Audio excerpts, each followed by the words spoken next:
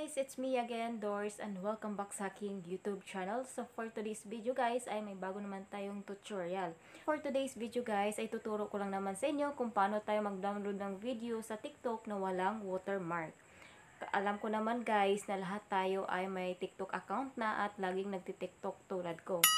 So gusto natin i-upload sa iba't ibang social media natin like Facebook, YouTube, and Instagram. Gusto natin i-upload kaso lang may watermark. So, in this video guys, ituturo ko sa inyo ang tamang pag-download. I-share ko sa inyo yung app na pwede natin gamitin para mag-download tayo ng video sa TikTok na matanggal na yung watermark. So, kapag ikaw ay interesado sa ganitong video, of course, huwag mo nang kalimutan mag-subscribe. So, click na notification bell para lagi kang updated kapag may bago akong upload sa channel na ito. So, without further ado, let's get started. Now, open your Play Store para i-download natin yung app na gagamitin natin guys sa pag-download ng mga TikTok videos na para matanggal yung mga watermark. Dito guys, i-search natin yung snaptik.nowatermark.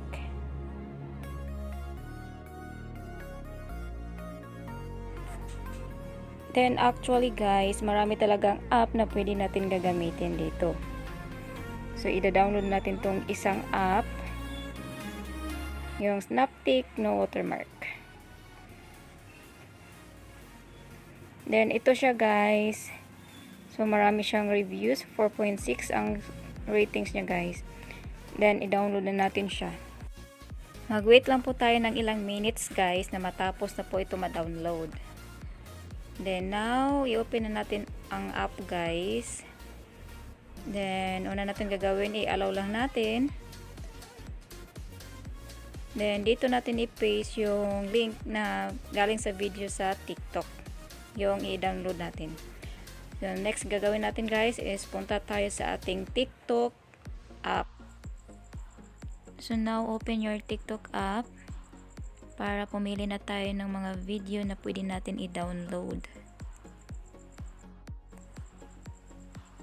Yung i-download ko naman guys, yung video ko sa TikTok. Then now, go to your profile logo. Then, nandito na tayo sa ating TikTok account.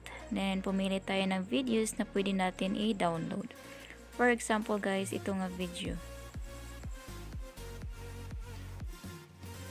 Next, i-tap mo yung 3 dots sa gilid. And the last one guys is i-tap mo yung copy link. After mo siya makopy guys, pumunta tayo ulit sa app na gagamitin natin.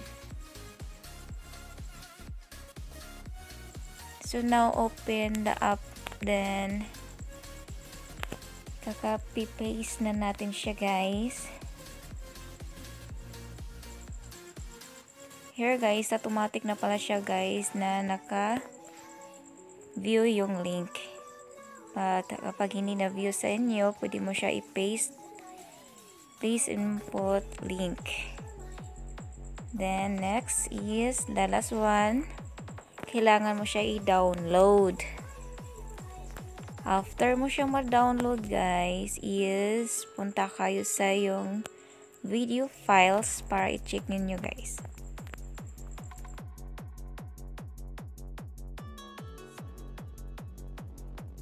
Now, downloaded na siya guys. So, i-check natin sa ating video files.